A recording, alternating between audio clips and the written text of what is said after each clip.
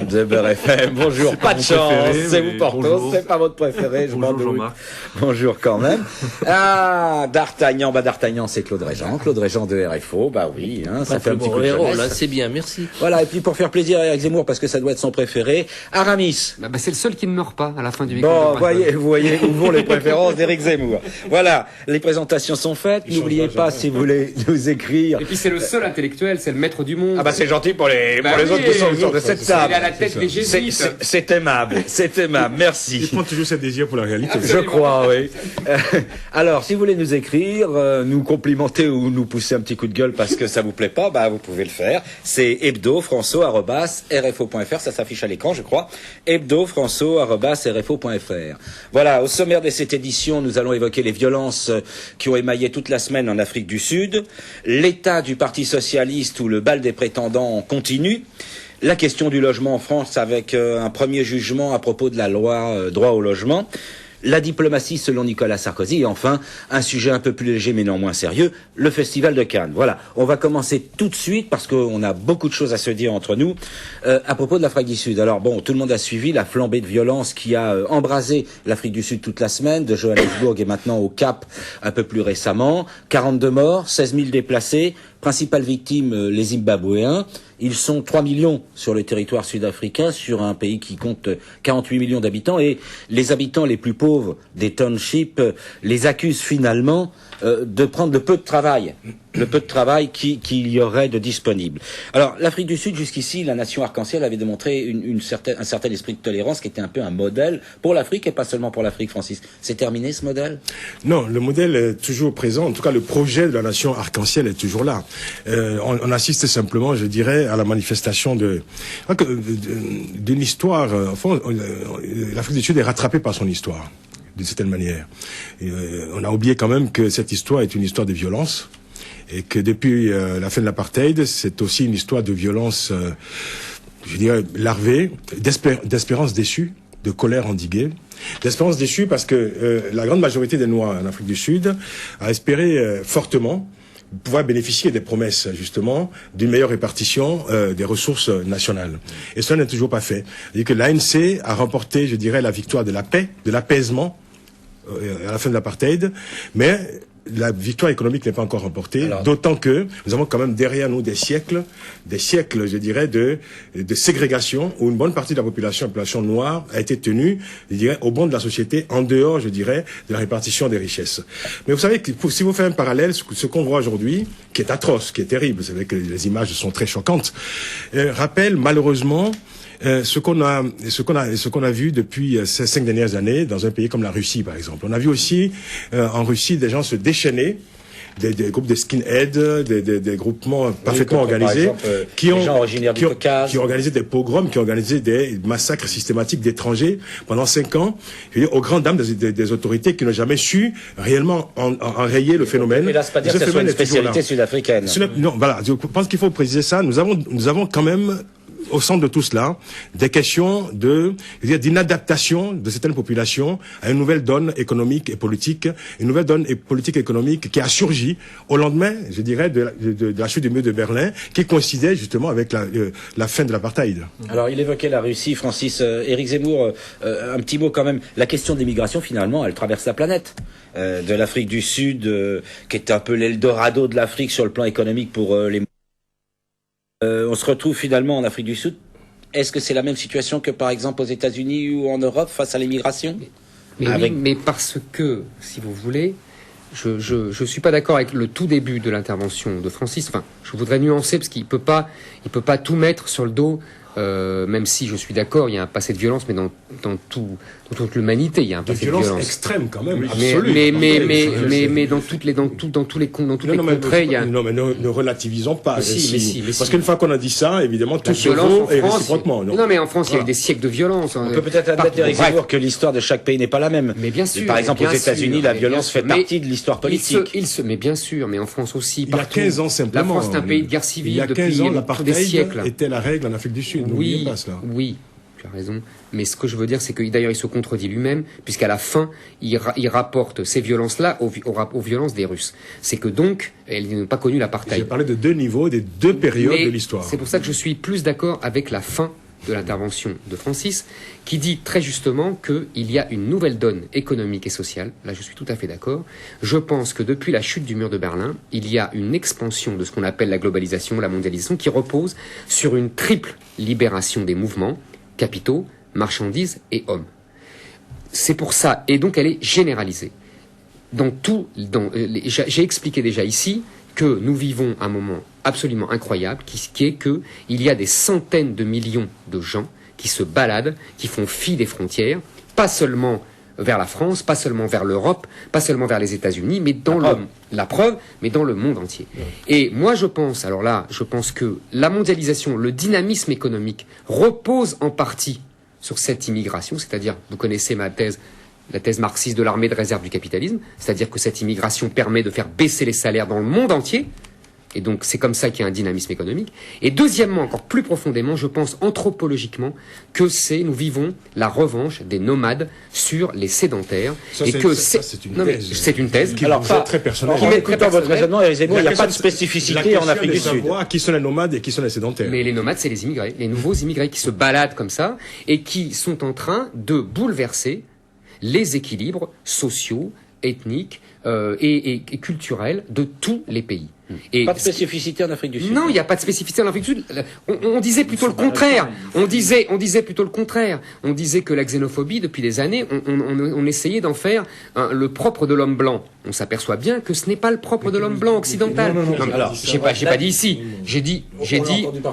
On l'a entendu depuis des années. Pas ici. Pas ici. J'ai pas dit ici. Mais reconnaissez que l'idéologie dominante en France, dans un petit milieu bien pensant depuis 20 ans, c'est ça. C'est le seul homme blanc est xénophobe et raciste, et les autres sont des victimes de l'histoire. Oui, on va y revenir. Nadir Djenad et ensuite Claude Régent voudrait la parole. Vous dites tout d'abord que les immigrés se baladent. Pour le cas des Zimbabwéens, ils fuient surtout une situation économique et politique catastrophique. Mais tout le monde fuit une situation économique catastrophique. Sinon, ils partiraient pas de chez eux. Éric Zemmour. Je dis pas ça qu'ils font pour le plaisir. Éric Zemmour. Balader est un mauvais mot. On va laisser. Non, ils font pas ça. Laissez donc Nadir Djenad. Aramis nous habitue à plus d'élégance. Voilà. Non, ce que je voulais dire, c'est qu'on constate avec ces violences que malheureusement l'étranger est le bouc émissaire universel.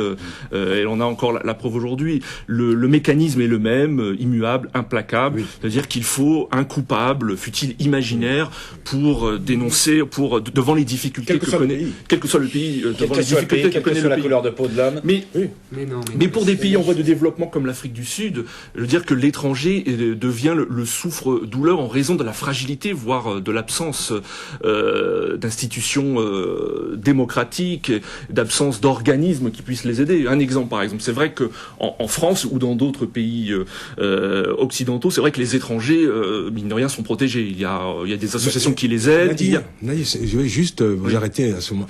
En Afrique du Sud, nous avons les lois protégeant les immigrés les plus sophistiquées qui soient sur le continent. Oui, mais il a fallu attendre quand même une quarantaine de mois pour que l'armée intervienne en Afrique du Sud. Parce que les autorités sont dépassées. Justement pour éviter. Elles sont tellement dépassées qu'elles se posent la question aujourd'hui de savoir comment justement, quoi faire, puisqu'il y a des lois qui existent et qui protègent les étrangers dans ce pays depuis longtemps. Francis, on va donner la parole à Claude Régent. Moi, je pense simplement que là-dessus, on n'a pas évoqué la cause centrale qui est une cause économique et qui est bien permanente dans tous les pays. Effectivement, le pauvre va chasser le plus pauvre que lui, parce que c'est le seul qui lui permet d'exister et de croire qu'en s'en prenant un plus pauvre que lui, il va améliorer sa condition. C'est quand même une base essentielle de tous ces phénomènes-là. Il faut toujours le rappeler parce que ça, effectivement, ça transcende toujours les questions de jaune, de noir, de blanc, on a toujours les mêmes choses. C'est la question sociale qui domine. Et puis d'autre part, c'est un petit peu, d'une façon générale, le phénomène de l'immigration est très connu. Les derniers, ceux qui arrivent à s'intégrer, ont tendance aussi à fermer la porte. On ferme la porte derrière soi. On ferme derrière soi. Et ça, c'est un phénomène. Dès que les gens se stabilisent, c'est-à-dire, c'est là qu'on retrouve l'idée du nomadisme et du sédentaire. Les gens stabilisés ont moins ces problèmes. Mais c'est vrai que poussés par la misère, les gens qui viennent, les Zimbabwéens, pensez donc que c'est misère absolue. Ils sont même pas, ils ne peuvent plus vivre chez eux. A réagi tardivement. Et d'autre part, alors c'est vrai aussi, et c'est vrai aussi, c'est la dernière des choses, parce que quand même laisser faire, alors disons que revoir des pneus enflammés autour de la tête de pauvres bougres, qui évidemment meurent dans des conditions qu'on peut quand même imaginer, ça c'est là que l'histoire, hélas, ça a un poids énorme, c'est que ces images-là, ce type de comportement renvoie à une réalité qui était celle de l'Afrique du Sud il y a 10-15 ans, au temps de l'apartheid, avec les affrontements que l'on connaît. Et c'est là que l'histoire pèse énormément. C'est pas parce que il y aurait une fatalité à ce comportement, mais quand même, la violence, elle s'éradique pas comme ça aussi rapidement. Et ça, c'est l'héritage, on peut le dire aussi, de tout un passé de l'apartheid, difficile, d'apartheid, de violence, de domination. Il y a peut-être une spécificité dans la façon dont les choses se passent, en tout cas. C'est vrai que ça arrive dans tous les autres pays qui ont connu des périodes troublées. Je crois que le parallèle en avec Espagne, la Russie n'est pas saut du tout. Il y a eu des pogroms Il n'y a pas eu d'apartheid en Russie. Non, mais la violence, oui, la violence. Mais la violence, c'est le propre de l'homme, la violence politique. Mais là, Éric Zemmour, s'il vous plaît, on va laisser Éric Zemmour exprimer sa façon d'enfoncer les portes ouvertes. La violence, c'est le propre de l'homme. Oui, exactement. Le rire aussi, disait Bergson. Et alors, je vous signale qu'à propos de portes ouvertes, j'en ai entendu là. Parce que vous... Nadir qui dit le bouc émissaire, Claude Régent, mais c'est la vérité. Mais c'est une partie de la vérité. Vous allez dire que les Zimbabwéens sont responsables. Mais sans doute, comme en Italie, les Roms ont fait exploser les taux de délinquance. Mais si, c'est la vérité. Simplement, mais c'est pas en disant le dernier ferme la porte. Vous croyez encore qu'on est dans un schéma d'immigration avec des frontières réelles, avec une petite quantité de gens qui traversent ces frontières et qui s'intègrent petit à petit à la société. En gros, c'est fini ce temps-là. On peut plus maîtriser les. Je suis désolé. C'est fini pour deux raisons. D'une part parce que l'OMC a détruit les frontières et l'Europe a encore aggravé ça. Et deuxièmement parce que il y a 6 milliards d'hommes sur la planète, ce qu'il n'y a jamais eu. C'est tout. Ça a changé les données. On n'est pas dans un schéma classique. Francis Laloupeau. Non, j'ai juste rajouté, ce que dit Eric est intéressant, mais c'est vrai que là, le problème avec Eric, c'est que parfois Eric s'éloigne de la réalité pour manier des abstractions. C'est ça qui est un peu gênant. Il y a des réalités, il y a des permanences. C'est-à-dire que l'Afrique du Sud, par exemple, comme d'autres pays en Afrique, a accueilli depuis très longtemps des étrangers. Et il y a toujours eu une cohabitation absolument harmonieuse entre ces étrangers et les Sud-Africains. Et dans d'autres pays africains, je vous donner juste retour des choses, puisque durant l'apartheid, le Mozambique et le Zimbabwe a accueilli pas mal de Sud-Africains fuyant l'apartheid. Et il y a des pays, je veux dire, quand on prend des exemples comme par exemple dans des pays d'Afrique de l'Ouest, ou un pays comme le Bénin par exemple, qui n'a que 6 millions d'habitants, a pu accueillir en 48 heures, 2 vagues successives en 48 heures, en l'espace de quelques années, 200 000 immigrants venant du Togo, par exemple. Je veux dire, en quelques heures, ce pays s'est retrouvé, je veux dire, face à cette difficulté, avec des camps de réfugiés, etc. Ça n'a jamais, je veux dire, provoqué des difficultés énormes parce que ces pays ont aussi cette capacité d'absorption. Cela ne veut pas dire... Je finis. Ça ne veut pas dire qu'il n'y a pas de problèmes nouveaux qui surgissent. Quels sont les problèmes nouveaux qui surgissent? Quand vous parlez de capitalisme, de libéralisme, de l'OMC, par exemple, que vous considérez comme étant les coupables, au fond... Non, les responsables pas coupables, c'est l'évolution. Les responsables d'un nouvel ordre qui a fait sauter les verrous des frontières. Mais les frontières existent toujours, Éric Zemmour. Les gens ont toujours des passeports partout dans le monde. Les gens artificiels, parfois. Pour l'Afrique, les frontières, elles sont artificielles. Mais même en Europe, elles veulent plus rien dire. Elles ne regroupent pas tout ce que... Pas forcément une logique humaine. Ceci étant, on va laisser Francis terminer, je voudrais dire un mot après. Quand je voyage en Afrique, je ne voyage jamais sans passeport. Je dis qu'on ne franchit pas les frontières des pays africains sans passeport. Bon, voilà. Ce qui se passe au fond, et c'est là que vous avez raison, c'est que ce qui a changé, ce n'est pas le fait qu'il y ait plus d'immigrés aujourd'hui en Afrique du Sud ou ailleurs. C'est la capacité de ces pays à absorber un nouveau prolétariat, tout simplement. Parce que un lumpen prolétariat. Et pourquoi? Parce que nous sommes dans un système de catéchisme libéral universel où il y a de plus en plus, je veux dire, de ressources à distribuer au plus grand nombre et que ces ressources sont captées par un plus petit nombre. En Afrique du Sud, par exemple, que s'est-il passé? Le choix qui a été fait au lendemain de l'apartheid, le gouvernement a décidé de promouvoir une élite financière et économique noire. C'est très bien. On a vu effectivement du jour au lendemain des Noirs sud-africains devenir des grands propriétaires, des grands capitalistes, des grands capitaines d'industrie. C'est très bien. Mais au détriment du plus grand nombre. Et aujourd'hui, c'est la revanche du plus grand nombre simplement vis-à-vis de ce système qui n'est pas propre à l'Afrique du Sud, qui se développe partout dans le monde et où on légitime le fait que les plus faibles sautent du train, soient jetés du train. C'est-à-dire qu'on est dans un système mondial où le mot d'ordre c'est malheur aux faibles. Francis, deux petits points très vite, deux phrases sur lequel tout le monde sera d'accord. Vite, Éric Zemmour, Claude Régent. Vraiment deux phrases, deux phrases Éric vraiment Zemmour, que je réagis parce que j'écoute attentivement ce que dit Francis et il y a beaucoup de choses content. intéressantes. Non, mais J'espère c'est que vous vrai. faites la même chose pour les autres. Mais bien sûr, mais là c'est Francis qui me parle. Allez, Éric. Deux points très vite. Un, je suis d'accord, beaucoup de pays d'Afrique accueillent des centaines de milliers de gens très vite. Ils les virent aussi très vite. Et des centaines de milliers de gens. Deuxièmement, pour le capitalisme, le catéchisme libéral, Francis a raison, à une réserve près, c'est que l'immigration fait partie, l'immigration massive fait partie de ce catéchisme libéral. C'est lié. C'est ça que vous voulez pas voir. Le problème, c'est qu'on n'a rien prévu, justement. Mais on ne peut rien prévoir, parce que le système fonctionne là-dessus. Prévu pour gérer ce nouveau système de la circulation des hommes et des biens dans le cadre de la mondialisation. Comme disait une fois Claude Régent ici, on est d'accord pour la circulation des marchandises et pas des hommes. C'est bien là le problème. C'est là le bluff initial de la mondialisation. Non, tout le monde est d'accord pour les vrais patrons de l'économie sont d'accord pour le déplacement des hommes, puisque c'est un des moteurs essentiels du libre. Mais ils s'en moquent. À quel prix? Alors, en gros, si je comprends bien, Éric Zemmour est en train de nous expliquer que les capitalistes sont pour cette immigration de toutes les façons parce que ça pèse sur les salaires des gens qui habitent le pays déjà. Évident. Voilà, c'est un peu ça. C'est ce que j'ai me tué à expliquer. Alors, on n'aura pas le temps. Il faut se méfier, Jean-Marc, des généralisations parce qu'il y a beaucoup d'immigrés partout dans le monde qui ont des situations tout à fait confortables dans les pays. Confortables et différentes selon les endroits. Bon, on aura l'occasion d'y revenir parce que c'est un débat qui est effectivement assez important de savoir si cette immigration est entre guillemets seulement sauvage ou si elle est liée au processus économique et voulue par certains d'entre eux. On y reviendra certainement. Je voudrais qu'on revienne à des choses plus terre à terre et plus simples et peut-être plus risibles plus simple en tout cas, plus risible quand on le voit ce qui se passe en Afrique du Sud. Le bal des prétendants a recommencé à gauche, et que je te donne un petit coup de Ségolène et un petit coup de Bertrand, et puis éventuellement il y a bien aussi quelque part un Pierre Moscovici ou un Dominique Strauss-Kahn qui attendent.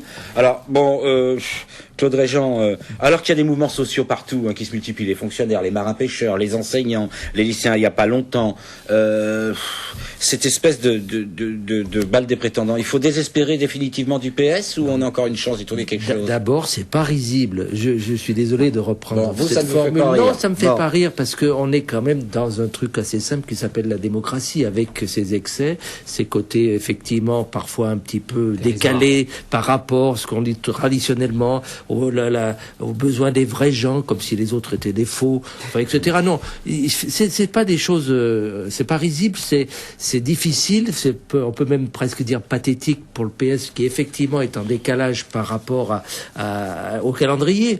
Mais d'un autre côté, je me dis cette bagarre qui est déjà là, mais qui n'a jamais cessé au PS, y compris même pendant une campagne électorale interne, etc. Eh bien, elle est consubstantielle à cette organisation. Deuxièmement, elle est potentiellement mortelle, mais comme elle se passe maintenant très tôt, parce que là, vraiment, ils ont pris d'avance sur le calendrier, quelque part, elle fera peut-être moins de dégâts qu'elle n'a pu en faire avant la dernière élection présidentielle.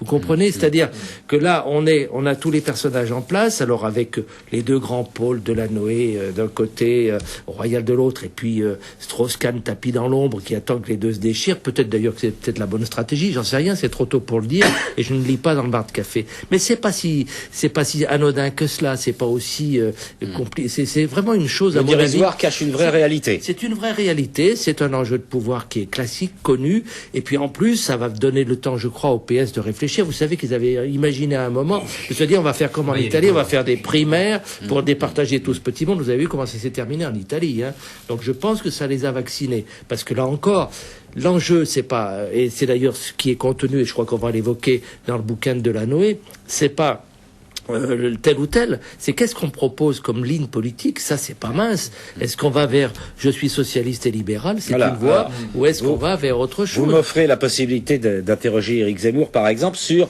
cette phrase qu'on a tirée du livre de Delanoë, je suis libéral et socialiste.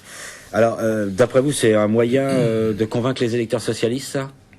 Moi, ça me ravit cette phrase, parce que je pense que C'est pas vous qu'il faut convaincre. Delanoë est en l'occurrence Saint-Jean-Bouche d'Or. C'est-à-dire tout le monde qui est Saint-Jean Bouche d'Or. C'est-à-dire qu'il dit Notre culture s'arrête à un certain stade, vous savez. Il dit l'évidence, mais qui est cachée. C'est-à-dire que pour moi, le libéralisme est consubstantiellement lié au socialisme. Depuis un siècle et demi. Ce sont tous les deux des internationalistes, ce sont tous les deux des progressistes, ce sont tous les deux des matérialismes. Et c'est des sœurs jumelles de la modernité. Et je pense qu'il y a un double aveuglement, et à droite et à gauche. À droite, on divinise le marché, et on refuse les effets qu'il génère. C'est-à-dire... On en parlait il y a quelques instants, par exemple l'immigration. Exactement, l'immigration, mais aussi la famille traditionnelle détruite, l'abaissement du niveau scolaire, tout ça c'est des effets du marché. Le marché veut aliéner les consommateurs. Et à droite, mais oui, bien sûr, je parle du marché depuis 30 ans. Le niveau scolaire est dû au marché. Mais ça, c'est une donnée que je ne connaissais pas. Non, le marché a besoin de l'abaissement du niveau scolaire pour aliéner les consommateurs. Il a besoin aussi de dirigeants, il a besoin... C'est Éric Zemmour a l'art et la manière de dévier le débat. Non, pas du tout. Vous tombez tous dedans. Pas du tout. Alors on va revenir à notre débat. À gauche. Allez-vous voter Delanoë? Non, à gauche. Bon, voilà, au moins on a une réponse précise, une question précise. À gauche, on fait semblant d'être pour le libéralisme sociétal, les mœurs, le féminisme, les mouvements des minorités, etc. Et on fait mine de détruire son corollaire de ce libéralisme sociétal, qui est le libéralisme économique. Donc ce que je veux dire, c'est que là, Delanoë, il met les pieds dans le plat. Je pense que, tactiquement, c'est une catastrophe, parce que ça veut dire qu'il s'enferme dans son électorat bobo parisien, et qu'il ne retrouvera aucun électorat populaire. Mais de toute façon, je vais vous dire quelque chose, l'électorat populaire, d'après moi, il est parti à droite depuis longtemps.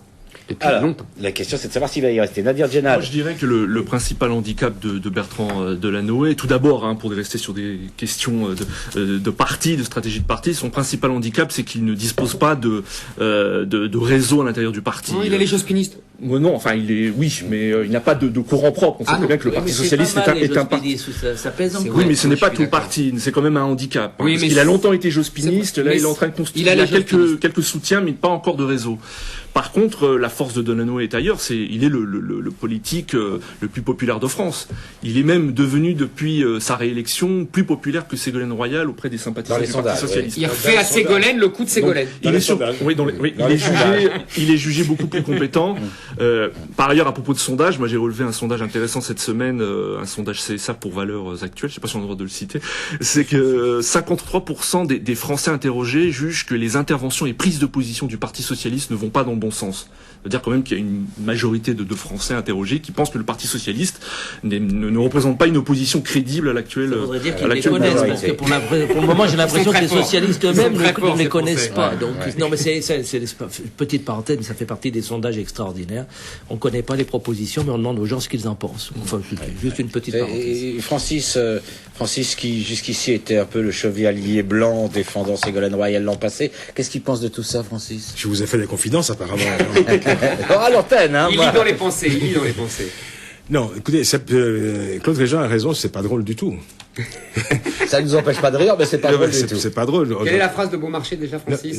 On préfère en rire avant que d'en pleurer. Non, mais ce qui se passe est absolument affligeant, parce que on oublie souvent qu'il y a quand même des députés PS à l'Assemblée qui travaillent, qui ferraillent dur avec l'opposition, avec la majorité. Très joli lapsus. Ils sont même prêts à voter la réforme de la Constitution pour. Qui me rappelle, pardonnez-moi Francis, le lapsus magnifique de François Hollande pendant la présidentielle disant il faut tuer la gauche. Vous vous souvenez de ça? Je m'en souviens. Et malheureusement, peut-être qu'on en prend le chemin. Bon, alors on va laisser finir Francis. Alors, ce qui se produit, c'est que finalement, ce travail qui est fait par les députés, parce qu'il y a quand même un parlement dans ce pays avec des députés, un nombre conséquent de députés PS quand même à l'Assemblée, qui travaillent réellement, qui ne sont pas juste là, je dirais, pour le décor. Et malheureusement, ce travail qu'ils font est sapé, est masqué occulté par ce spectacle affligeant auquel nous assistons et qui donne simplement du PS aujourd'hui. Enfin, je parle évidemment du spectacle de rivalité, de position, de montée d'ambition personnelle et d'ego surdimensionné mis en spectacle. Et ça, tout ça donne évidemment du PS, le spectacle un peu du bûcher des vanités, quoi.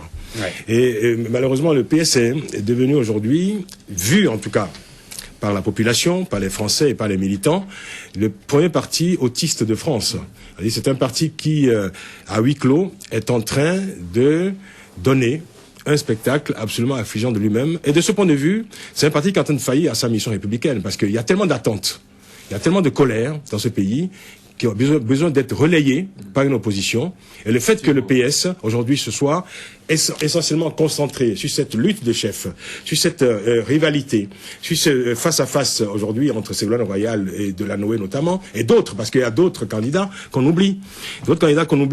Mais il me semble qu'il va se passer dans les prochains jours quelque chose de très intéressant. C'est qu'au sein du Parti Socialiste, va certainement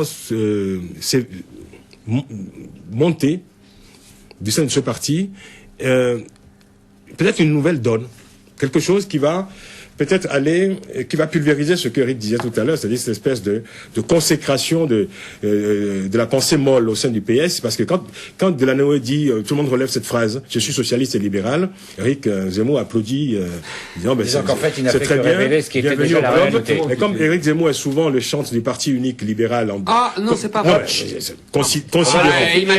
Considérant que le PS a depuis longtemps, je veux dire, s'est rallié au libéralisme mondial. Bon, je suis d'accord avec ça. J'ai la faiblesse de croire encore qu'il y a encore des possibilités dans ce pays comme ailleurs de confrontation idéologique et qu'il n'y a pas une fatalité forcément à se rallier à la consécration des idées molles, tièdes, à la pensée unique libérale. Alors, une chose, Eric, parce qu'on a fini sur ce thème, je voudrais pour défendre le PS, moi qui suis un, vous allez défendre le PS, oui, Eric. Moi qui suis un vieux, alléluia, moi qui suis un vieux journaliste, s'il y en a quelque part. Moi qui suis un vieux journaliste politique, j'ai commencé vieux parce que j'ai commencé vieux journaliste politique. Oui, j'ai commencé là après 88, après la défaite de Chirac par Mitterrand, et les années qui ont suivi, 88, 89, 90, la droite donnait exactement le même spectacle. On a oublié les rénovateurs, la guerre Chirac-Giscard, etc. C'est exactement la même histoire. Donc ça, c'est la logique d'un parti qui a perdu, et qui a perdu en plus pour la troisième fois. Ça fait plusieurs fois que le PS perd les élections. Mais je suis d'accord. Alors justement, ma défense se finit quand même par un réquisitoire, c'est que je pense, moi, alors là, Francis m'a deviné, c'est que je pense que le Parti Socialiste n'a plus rien à dire face à la mondialisation libérale, que la mondialisation libérale tue la social-démocratie, je l'ai déjà dit ici, et qu'elle n'a pas de réponse, et que c'est devenu un parti d'élus, c'est devenu uniquement un parti d'élus qui gèrent leur petite cuisine, leur petit précaré. C'est devenu le parti radical. Le parti radical de la Troisième République. C'est-à-dire qu'en fait, il est mort, mais il ne le sait pas. Le problème du PS est un problème avant tout structurel. C'est-à-dire qu'il faut se poser la question de savoir qu'a fait François Hollande du PS. Rien. Voilà, c'est ça la première question. Il a gagné 20 régions sur 22. Voilà, il est devenu un parti d'élus, on est bien d'accord. On va laisser Nadia Djellab. Je n'ai pas répondu rien, j'ai posé la question. Qu'a fait François Hollande du PS? Non mais il a répondu. Il en a fait un grand parti d'élus. On parlait tout à l'heure des courants. C'est vrai que François Hollande a quand même pulvérisé les courants au sein du PS. On n'a plus les courants aujourd'hui, mais malheureusement, comme la nature horreur du vide, non, il y a effectivement des pensées qui se heurtent, qui s'opposent, mais il n'y a plus de courant en tant que tel constitué. Il n'y a plus cette agrégation de courants comme on voyait à l'époque. Bon, par contre, en revanche, ce qui s'est passé, c'est que l'absence de courant a fait monter les ambitions personnelles. Aujourd'hui, la rivalité se sont transposées sur ce terrain-là. Les courants étaient déjà Attends, on va laisser finir Francis. Francis est en train de dire, si je comprends bien, que le débat d'idées a fait place à la lutte des places. En quelque sorte. Les rivalités personnelles. Et au fond, ce qui se produit aujourd'hui, c'est la question de savoir si le PS, dans un futur proche, va pouvoir, je veux dire, simplement relever ce grand défi qui se pose depuis plusieurs années déjà, depuis le départ de Mitterrand, c'est-à-dire comment rénover le PS et en faire un grand parti qui ne soit plus simplement, je veux dire, à l'ombre de souvenirs de François Mitterrand. On va donner la parole à Nadir. On a 10 minutes de retard, donc je vous ferai une proposition après. Ça va être rapide. En fait, j'aimerais juste relever ce que disait Éric tout à l'heure, qui était intéressant. C'est vrai qu'il y a eu quelques semaines, il y a eu un responsable du Parti Socialiste qui a publié une tribune dans Libération en demandant aux responsables du Parti Socialiste de se remettre au travail.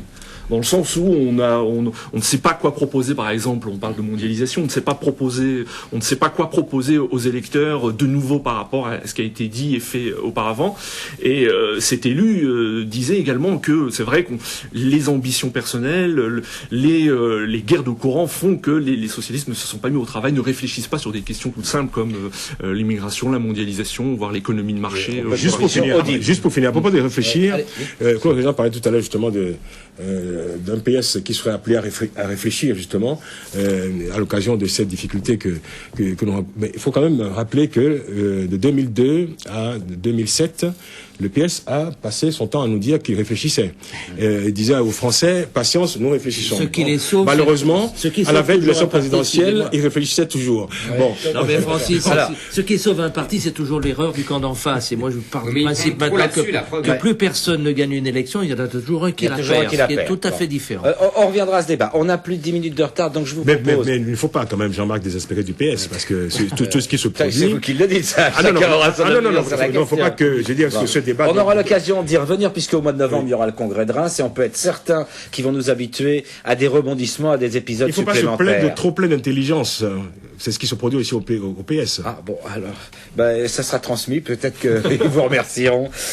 On a 10 minutes de retard, donc je vous propose, on avait décidé de parler du droit opposable au logement, et puis aussi de la diplomatie à l'épreuve des faits. Je propose que nous reportions à la semaine prochaine la diplomatie à l'épreuve des faits, parce que on aura encore l'occasion d'y reparler, pas mal de choses se passeront d'ici la semaine prochaine, et qu'on traite un petit peu cette affaire qui a eu lieu cette semaine sur le droit opposable au logement.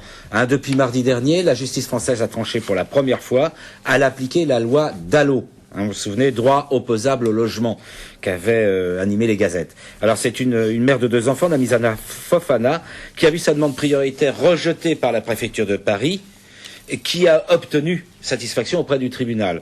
Moi j'ai regardé un peu les journaux, et ce qui m'a un peu étonné, pour tout vous dire, c'est la réflexion de Christine Boutin, qui est la ministre du Logement, qui a indiqué « c'est la preuve que la loi fonctionne ». C'est aussi votre avis, Nadir Djenane ? Alors tout d'abord, il faut rappeler pour compléter un petit peu votre commentaire au début, c'est que la commission de médiation qui existe au sein de la préfecture de Paris a rejeté une fois, mais là, elle va se réunir donc pour réexaminer ce dossier. Et si la commission émet un avis favorable, le préfet sera dans l'obligation de trouver un logement à cette famille d'ici 6 mois. Et alors c'est peut-être là que les atteignent, comme on dit. Moi, ce que je pourrais dire, c'est que la loi, à mon avis, ne portera ses fruits que si l'offre de logement répond aux besoins. Ouais. Voilà, l'offre de logement le permet. Excusez-moi, mais j'ai une question. Qu'est-ce qui se passe si le préfet ne trouve pas ? On le condamne, le préfet ? Qu'est-ce qui se passe ? Parce que là, on est dans le flou le plus total. Parce qu'une loi, oui, on dit oui, le préfet sera dans l'obligation. D'accord. Et si je le fais pas, je suis condamné. Qu'est-ce qui va se passer si quelqu'un ne peut pas le faire ? Ça, c'est un premier problème. Après, sur le fond, bien sûr. Juste pour dire que cette loi ne portera ses fruits que si, voilà, l'offre de logement répond aux besoins. Selon la fondation Abbé Pierre, il y a à peu près un peu plus de 3 millions de personnes qui sont en situation de mal logement en France. Donc, il ne s'agit pas... un déficit de logement. Voilà, exactement. Il ne s'agit pas de 600 000 logements. De plus, il ne s'agit pas seulement de construire des logements, encore faut-il que ces logements soient accessibles à ceux qui ont besoin et qui en demandent. Alors, Éric Zemmour voulait dire un mot encore, je le sens frétillant comme un jeune poisson. Je trouve que cette affaire résume bien plusieurs dérives contemporaines. La première, c'est le droit à tout. Contemporaine. Oui, contemporaine. Le droit au logement, le droit à l'enfant, le droit au plaisir, le droit au travail, le droit au désir, le droit à tout. Oui, vous êtes pour les devoirs et pas pour les droits, peut-être. Je suis pour les droits, mais quand il y a des devoirs, et surtout quand ils sont pas démagogiques. Il y a pas de, pour moi, c'est de la démagogie. Ouais. Deuxièmement. Est-ce que je permets, pour mieux comprendre, faut pas de droit au logement? Non. C'est-à-dire que l'État n'est pas là pour aider le plus faible, il est là pour aider le plus faible, pas pour lui trouver un logement. Il a très bien dit. Qu'est-ce qu'on fait maintenant si le préfet n'arrive pas à le loger? On va le mettre en prison, le préfet? Apparemment, enfin, c'est grotesque. La deuxième dérive, C'est-à-dire que la proposition de Nicolas Sarkozy, qui est devenue une loi, est grotesque. C'est ce que vous dites. Absolument. Je la trouve démagogique et grotesque. Deuxièmement, la deuxième dérive, c'est la judiciarisation.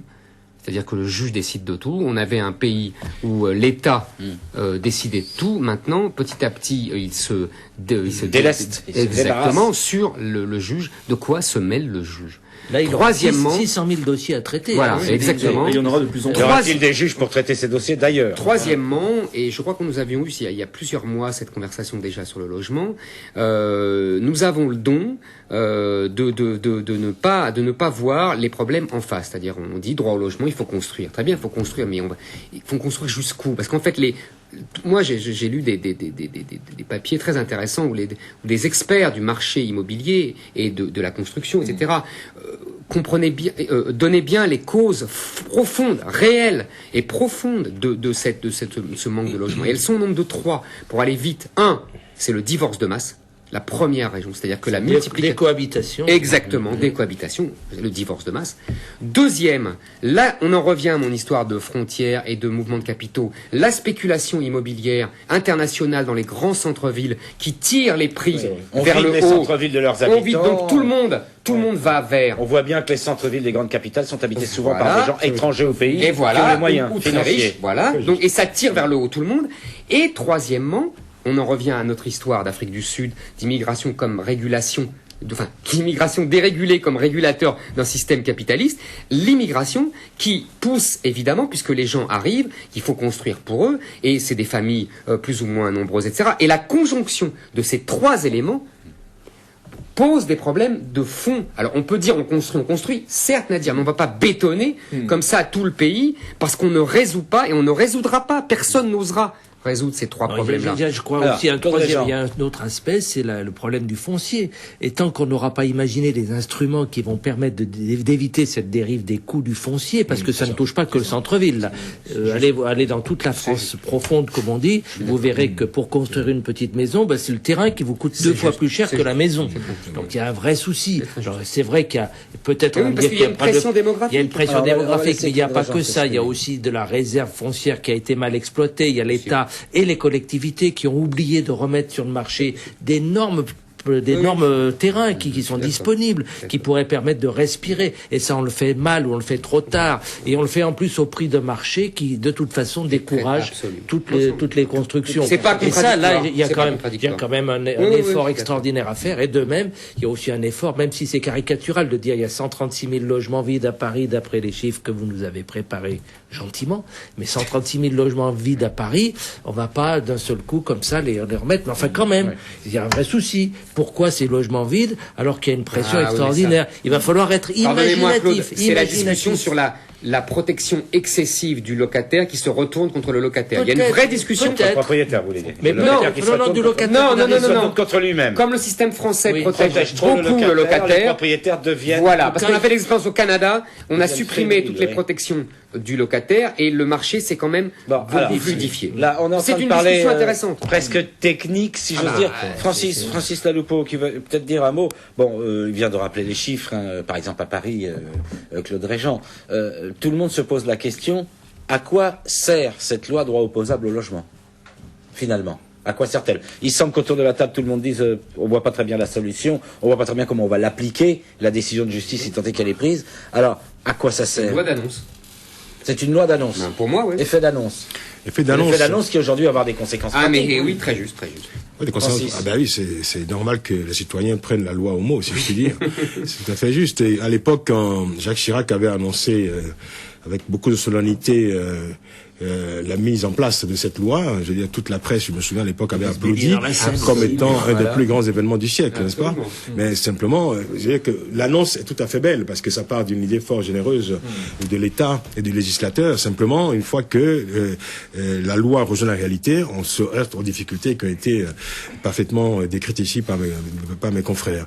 Bon, je crois que, quand on prend les cas isolément, on a mis en avant ces jours-ci le cas de Madame Fofana. C'est Madame Fofana, je crois. C'est ça, c'est la ça jeune femme, mère de La 2 jeune enfants, femme, qui a obtenu une décision de justice. Voilà, quoi, qui est devenue une héroïne, en fait, des C'est médias. très emblématique de ce que j'ai dit. Une femme immigrée et Mère de toute 2 seule enfants. avec les enfants. C'est exactement, vous voyez, c'est vraiment exactement ce que c'est les trois. On a les trois. Bien C'est sûr. formidable. Et écoutez, moi je suis très heureux pour cette femme. Je veux dire qu'elle ait pu remporter cette victoire-là. Mais c'est vrai que quand Ça ne lui trouvera pas un logement. ce n'est pas encore fait, mais bon, je pense que c'est déjà bien. Je veux dire qu'elle soit entourée, qu'elle ne soit pas dans l'isolement d'une difficulté que on peut quand même comprendre. Mais c'est vrai que l'effet multiplicateur de la loi, de la mise en pratique de la loi et des différentes plaintes qui peuvent aujourd'hui remonter jusqu'au législateur peut faire craindre justement que finalement cette loi, qui était une annonce absolument épatante, je veux dire, d'un chef d'État, se heurte à une réalité qui n'a pas encore trouvé de solution. Parce que la question du logement, ça fait des années qu'on pose cette question, oubliant d'ailleurs que un des rôles quand même, je dirais, régaliens, je veux dire, de l'État, c'est justement de répondre à cette nécessité sociale majeure, élémentaire, primordiale, qui est le droit de logement, le droit à un logement pour tous. On l'a vu à la fin de la guerre, où l'État, par exemple, a reconstruit. Alors bon, on va en rester là pour aujourd'hui. On verra bien. On va essayer de suivre un peu l'affaire, voir comment va se résoudre le problème, parce qu'effectivement, on a un peu l'impression que avec cette loi à effet d'annonce, on est en train de créer un autre problème. C'est peut-être la banalisation de décisions de justice non respectées. Et là, ça peut être quelque chose de grave pour la démocratie. Et la justice qui se mêle de tout, qui remplace l'État pour faire des injonctions. C'est nouveau, ça aussi. On va finir, il nous reste 10 minutes pour parler. Là, on va finir par un sujet entre guillemets plus léger, mais vous allez voir que il n'en est pas moins pour autant sérieux. Là, c'est le festival de Cannes en ce moment. Alors bon, comme tous les ans, Strass, paillettes, top modèle, réalisateur, actrice, comédienne. Moi, je voudrais qu'on réfléchisse sur 2 choses.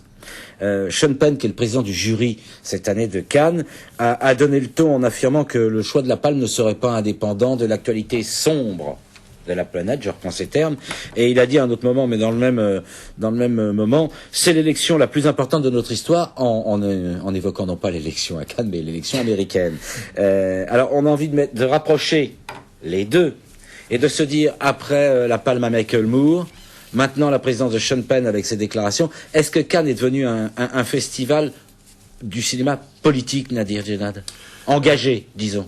Écoutez, dans le passé, c'est vrai qu'il y a eu des palmes d'or très politiques. Là, il faudra attendre, bien entendu, le verdict ce week-end. Mais c'est clair que la personnalité de Sean Penn laisse à penser qu'effectivement, le palmarès aura un ton un peu politique. C'est vrai que Sean Penn, c'est un des acteurs les plus engagés d'Hollywood. On se souvient tous de ses coups d'éclat. Il s'est rendu en Irak, à Bagdad, au moment anti-Bush. Voilà. Anti-Bush à fond, si on peut dire. Il s'est rendu donc à Bagdad avant l'intervention américaine. On l'a vu aider les rescapés donc à la Nouvelle-Orléans après le passage du cyclone Katrina. Mais comment dire, Sean Penn l'a déclaré. Il a fait, bon, bien sûr, il s'est beaucoup exprimé, mais il a dit aussi que, bien entendu, je ne vais pas donner une palme d'or en fonction, bien entendu, du film. Je veux dire, il y a d'autres paramètres qui vont entrer en compte. Donc, ce sera pas forcément, voilà, bien entendu. Donc, ce sera pas forcément une palme d'or politique, mais il est vrai que la personnalité de Sean Penn, et en plus, ce qui est drôle, c'est que Sean Penn avait déclaré il y a quelques années, avant, au moment de l'intervention américaine en Irak, il avait dit qu'il avait du mal à trouver du boulot à Hollywood.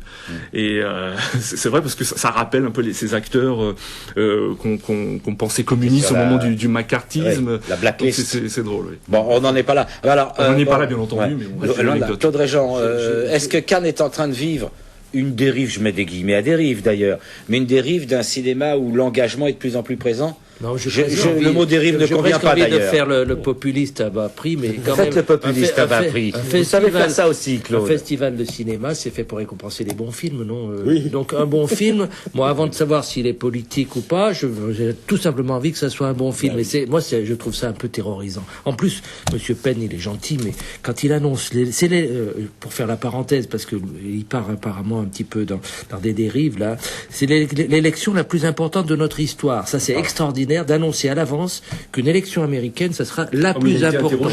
Bien sûr, il l'a quand même dit. Qui n'ont pas manqué de lui poser la question. Oui, non, mais d'accord. Enfin, Roosevelt, c'était peut-être pas mal en 32. Enfin, je dis ça comme ça, moi. Je sais pas. Comment peut-on dire avant, c'est comme on devrait parler des gens célèbres à leur naissance aussi. Enfin, je veux dire, tout ça est pas très sérieux. Non, je trouve pas. Moi, j'ai l'impression. Il a donné un avis. Non, mais bien sûr, la plus importante de l'histoire des Américains d'aujourd'hui. Mais ouais. Décréter que c'est la plus importante de l'histoire, je suis désolé, c'est un peu tôt. Et pendant une guerre mondiale, c'était aussi assez important. Si Barack Obama est élu président des États-Unis, ce sera un événement important. Je veux dire, bien sûr, mais bien sûr, mais le plus important, il faut jamais le dire. Le superlatif absolu est un superlatif très dangereux. Employons des superlatifs relatifs. Donc, voilà. Première leçon du professeur Claude Régent. Je reste persuadé que Cannes a toujours hésité entre ça. On fait des coups où on récompense des bons films. Ma foi, on verra bien au niveau du palmarès. Pour le palmarès, on verra bien. Éric Zemmour. Écoutez, moi, quand j'entends, quand je vois, quand j'écoute des acteurs dits engagés, je pense toujours à deux références. La première, c'est Marx qui expliquait, vous savez, que la superstructure idéologique dépendait de l'infrastructure économique et sociale. Et je pense que l'idéologie des acteurs, la bien-pensance des acteurs, cette gauche bien-pensante, sociétale, progressiste, etc. La gauche tout de suite. C'est que, bah oui. La Racine Pen, c'est vraiment ça. Excusez-moi. Il ne résume pas tous les acteurs. Non, mais beaucoup. Je vous excuse. Beaucoup. Bah alors, vous citez beaucoup Marx, vous vous excusez souvent. Mais c'est le produit du système économique. Ils sont quand même les profiteurs d'un système économique qui leur donne beaucoup d'argent. Vous devenez haineux, là. Mais non, pas du tout. C'est la stricte vérité. Je suis pas haineux du tout. Moi, je m'en moque. Simplement, ils sont les bénéficiaires. Je vais être plus gentil. Les bénéficiaires d'une économie mondialisée qui privilégie les créateurs et les médiatiques sur les producteurs. Ça vous va, ça, Francis? Premièrement, quand je les entends, d'ailleurs, ça me fait beaucoup rire. Un ami revenait de Cannes et me disait, les acteurs américains, ils sont très drôles. Ils prennent la grosse voiture avec chauffeur pour faire 200 mètres. Et quand ils arrivent, ils disent, la planète va mal, il faut quand même la protéger. Et deuxièmement, je pense, quand je les entends s'engager, je pense aussi quelque chose qui me plaît beaucoup, c'est le paradoxe de Diderot. Vous savez, Diderot disait, qui aimait beaucoup les acteurs et les actrices, il disait, les acteurs doivent être vides pour pouvoir être remplis par les rôles. Ça c'est beau, c'est joli. On finira comme ça pour Zemmour. Francis Ça peut être le mot de la fin. Francis Taloupo. Vous allez voir que je ne veux pas vous laisser partir comme ça. Je voudrais des idées aussi. Bien sûr, on les empêche pas d'avoir des idées, mais ils n'ont des idées que de l'idéologie dominante. Ce sont des reflets de l'idéologie dominante. Ils sont vides et ils se remplissent. Tous les acteurs, la plupart, et ils se remplissent de l'idéologie dominante. On va laisser Éric Zemmour à son jugement généraliste sur les acteurs. Il avait un joli mot pourtant quelques secondes. Il avait un joli mot, mais il a tout gâché. C'est le joli mot. Tout gâché après. Mais pas du tout. J'explicite le joli mot que vous n'avez pas complètement compris. Vous interprétez le joli mot. Francis, moi j'ai une question plus sérieuse à vous poser. Depuis fort longtemps, le Festival de Cannes, là on peut pas, on dit aux téléspectateurs, on enregistre l'émission juste un peu avant le palmarès. Mais depuis fort longtemps, le Festival de Cannes n'a pas accordé de palme au cinéma du Sud. On peut pas dire qu'on ait vu beaucoup de films du Sud. Moi, j'ai souvenir dans mon enfance d'Orphée Negro, mais c'est à peu près la seule chose dont je me souvienne. Alors là, cette année, j'ai vu. Il y a eu Yélène aussi, Yélène de Souleymane Cissé, il y a quelques années. Oui. Alors là, moi, j'ai vu dans la sélection officielle les Philippines, le Singapour, le Brésil, la Turquie, la Chine au programme. Bon, j'ai un peu envie de poser la question est-ce qu'il suffit de faire figurer des films entre guillemets exotiques, on va employer volontairement l'expression, pour justifier d'un festival international? Comment peut-on aider, comment Cannes pourrait aider ce cinéma dont tout le monde sait qu'il est assez pauvre en moyens, pas forcément en talent, mais en moyens? Le cinéma indien le plus riche de la planète. Je veux dire, sa question me gêne un peu parce que est-ce que c'est le rôle de Cannes d'aider le cinéma? Cannes, je veux dire, c'est un festival. C'est quand même faire accéder le public à des cinémas qu'il ne connaît pas ou qu'il n'a pas vu. On pourrait dire que c'est un peu ça son rôle, non? Je me méfie toujours de ce regard un peu charitable. Quand le mot charitable, je l'emploie au sens charité chrétienne, qui est posé parfois sur certains films du Sud notamment. Certains films qui ne sont pas, je veux dire, des films de très bonne qualité, mais il semble qu'il y a une catégorie de critiques comme ça. Jean-Louis Bory. Vous vous souvenez de Jean-Louis Bory dans les années 70 dans le Nouvel Obs? Le film, paix à son âme. Le film venait du Sud. Paternaliste. Voilà, exactement. Une bienveillance paternaliste. C'est tout à fait ça. Il y a des critiques. Bon, je vais pas citer certains journaux qu'on lit qui font soi-disant Pourquoi autorité. vous jetez votre bras vers Éric Zemmour?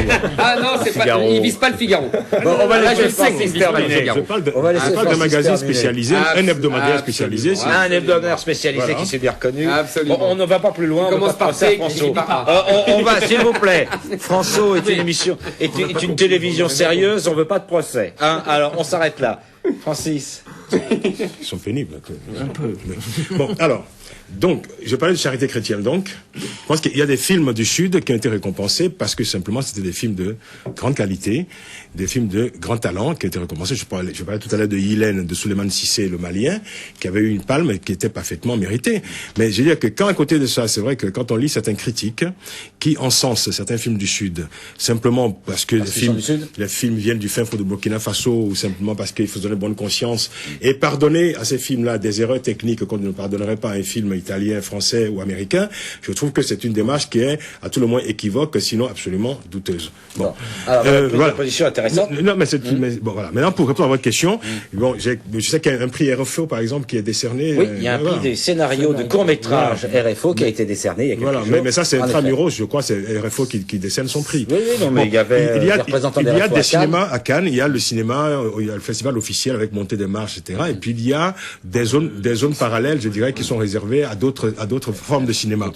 Mais ce sont d'autres formes de cinéma, tout simplement, qu'il faut considérer comme telles. Il n'y a pas, je veux dire, il faut éviter cet acharnement systématique à vouloir, je veux dire, raccrocher, je veux dire, le train des cinémas du Sud à d'autres cinémas sous prétexte simplement qu'il faut leur faire une forme de charité. C'est ça qui est important. Parce que d'ailleurs, ça n'encourage pas les cinémas du Sud, ça n'encourage pas les auteurs, les réalisateurs du Sud, à qui il faut réclamer les mêmes exigences, la même technicité, le même talent. Faut-il qu'ils obtiennent les mêmes moyens? C'est peut-être ça le problème.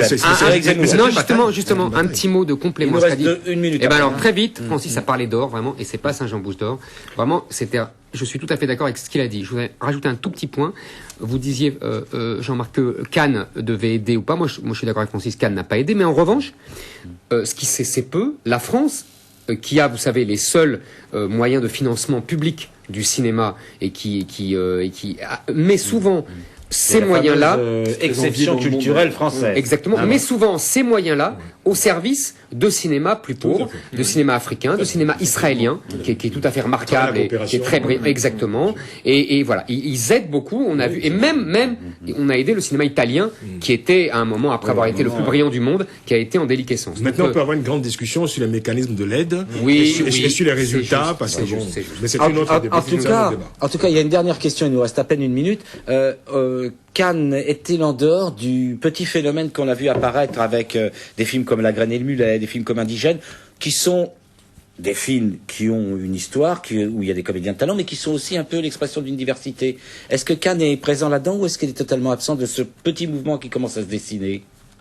J'en sais rien. Alors, bonne question. Déjà, il faut savoir comment le jury, comment Cannes sélectionne ses films. Je vous ai tous cueillis à froid. Bon, bah écoutez, vous y réfléchirez jusqu'à la semaine prochaine. Mais il vous répond là. Non, mais j'ai pas entendu.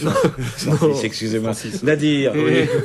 Non, en fait, je disais que faut d'abord se poser la question de savoir comment justement Cannes, le directeur du festival et toute son équipe choisit les films, sur quels critères.